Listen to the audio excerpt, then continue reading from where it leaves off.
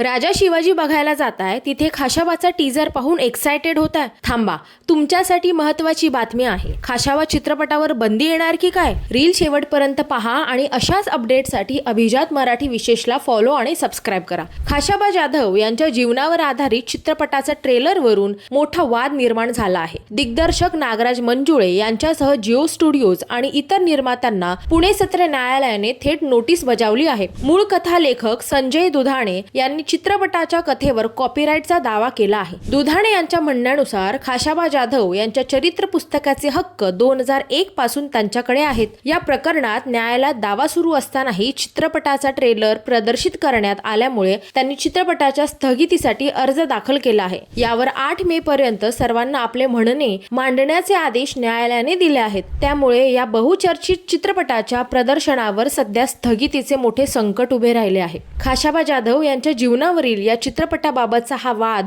तुम्हाला योग्य वाटतो का? तुमच्या प्रतिक्रिया खाली कमेंटमध्ये नक्की सांगा.